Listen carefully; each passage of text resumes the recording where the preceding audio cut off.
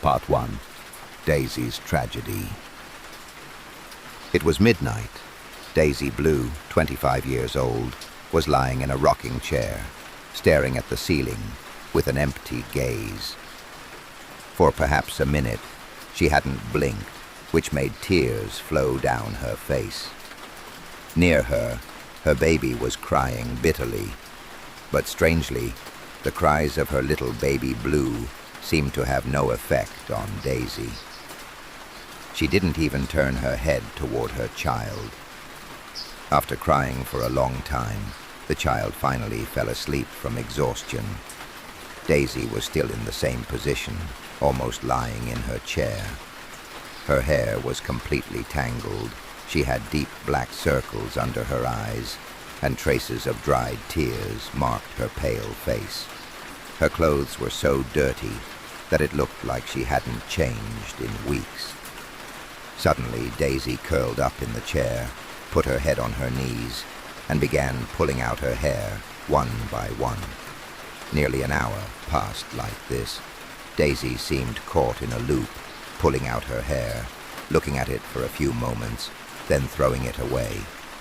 Around 1 a.m., Daisy suddenly got up, took her child, who was lying unconscious on the floor, and began rocking him tenderly. She put him in his crib, quickly went to get a bottle of milk from the kitchen. The child, starving for hours, drank greedily even in his sleep, then fell deeply asleep. Daisy returned to the kitchen to clean the bottle when suddenly she heard screams that terrified her. Panicked, she threw the bottle and covered her ears with her hands. The screams wouldn't stop. Daisy ran to her room, closed the door, and leaned against the wall, screaming, "Stop! Stop crying! My eardrums are going to burst! Stop!" She began banging her head against the wall until she lost consciousness, covered in blood. A few hours later, when Daisy regained consciousness, she heard her baby crying again. Seeing her child, she too began screaming and crying desperately. The story of Daisy and Nick. Daisy was a beautiful young woman of 23. Many boys wanted to be her friends, but she only had eyes for Nick, a soldier. Daisy and Nick dreamed of getting married, and that day finally came. They settled in a small, isolated house far from the city. Everything was going well at first, but suddenly Daisy fell ill and discovered she was pregnant. Whether because of the pregnancy or something else, Daisy began to change. Her usual smile disappeared. Deep circles appeared under her yellowing eyes, and her face seemed exhausted. While Daisy's condition wasn't improving, Nick received a mission order to the border. "Please, Nick, don't leave me alone. I can't handle all this alone." After Nick's departure, Daisy's condition worsened. Sometimes she wouldn't leave the house for days, spoke to no one, didn't eat properly, and spent her time staring at the door, waiting for his return. A few days later, her child came into the world. She affectionately called him Baby Blue. Normally, seeing their child makes mothers forget all their sorrows, but Daisy's case was different. Sometimes she would hold her baby against her chest like the best mother in the world, and sometimes she would ignore him for hours. She often spent her time contemplating the photos of her and her husband hanging in the room. One day, a mailman brought a letter. Reading it, Daisy's eyes widened in horror. In an instant, her world was collapsing. The letter announced her husband, Nick's, death in combat. Daisy cried for days with this letter. The hope she kept that Nick would return one day was now destroyed. Her mental state deteriorated so much that she completely lost her mind. Daisy often heard terrifying screams in the house, which prevented her from sleeping. It was past midnight. Daisy hadn't slept for several nights.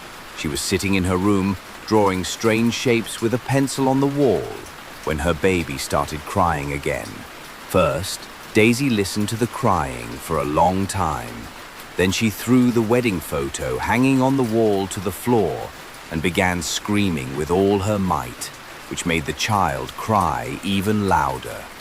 As if the devil had possessed Daisy that day, she took a piece of broken glass, approached her child, and mortally wounded him. In a few moments, the child died from his injuries. Seeing her child in this state made Daisy laugh like a mad woman. When she regained some of her senses and saw her child's body on the ground, she was horrified.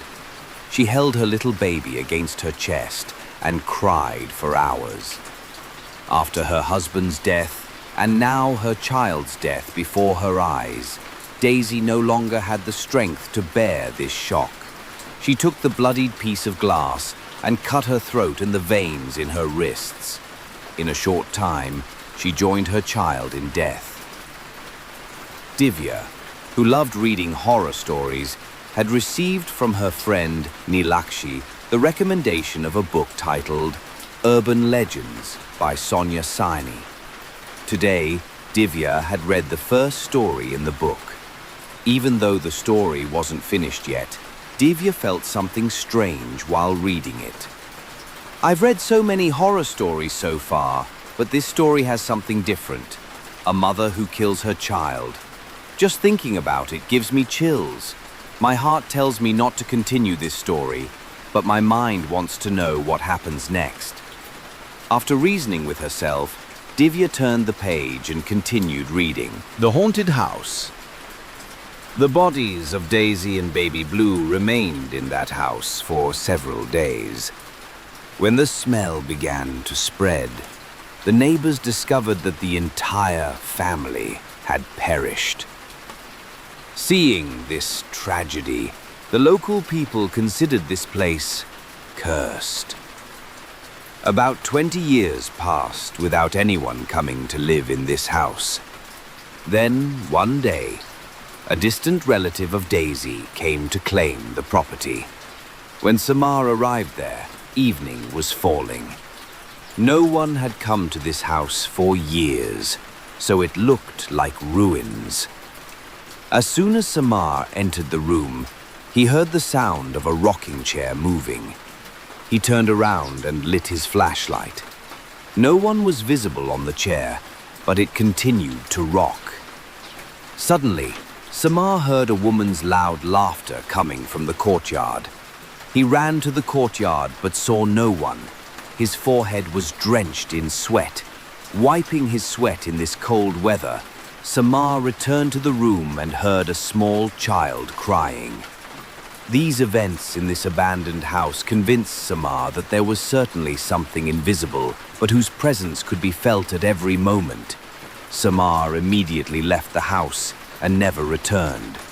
It is said that since that day, this cursed house of Daisy Blue remains in ruins, keeping its story within it. Even today, people are afraid to set foot there. The conversation between Divya and Nilakshi.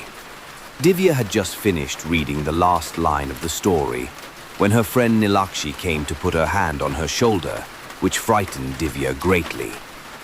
"There you go, madam. She likes to read horror stories, but she's also scared.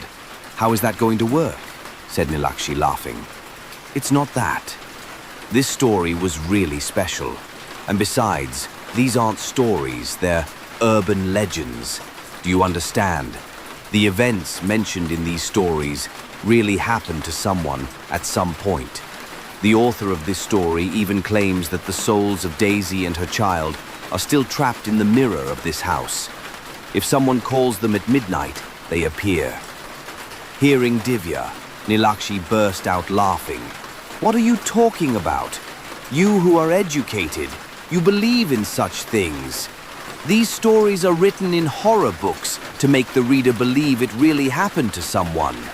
Do you really think that at midnight, if someone goes in front of a mirror and shouts, 'Baby Blue, Baby Blue, Baby Blue will appear,' All this seems to me to be childish theories, nothing more.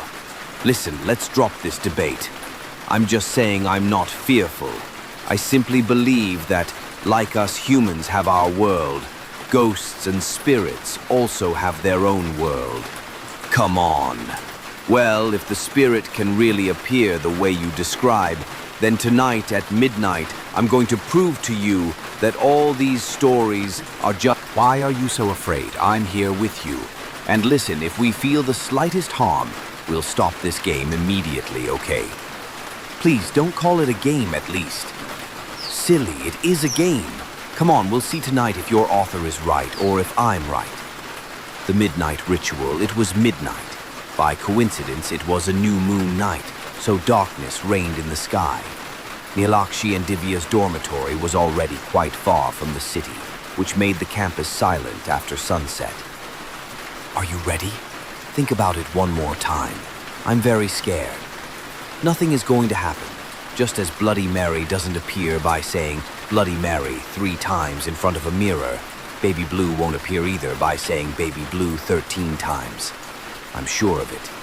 Nilakshi turned off the bathroom lights, lit 2 candles, which she placed in front of the mirror. Facing the mirror, she extended her hands forward and began repeating a phrase. Baby Blue, I know the things she did to you. Baby Blue, I know the things she did to you. On the 12th time she said this phrase, suddenly a breath of cold air passed near Nilakshi's ears, and with it, she heard a terrifying voice in her ear, as if someone had said something to her. Hearing this terrifying voice, fear began to show on Nilakshi's face. She had herself closed the windows and doors of the bathroom, so this sudden breath of air puzzled her. The candle flames flickered constantly, as if struggling against this wind to continue burning. Nilakshi, stammering a little, repeated the phrase one last time, and suddenly she began to feel a weight on her hands, as if an invisible child was in her arms. In the candlelight, when Nilakshi looked at her face in the mirror, she saw, along with her own face, the terrifying face of a woman who, as soon as she saw her, began screaming horribly.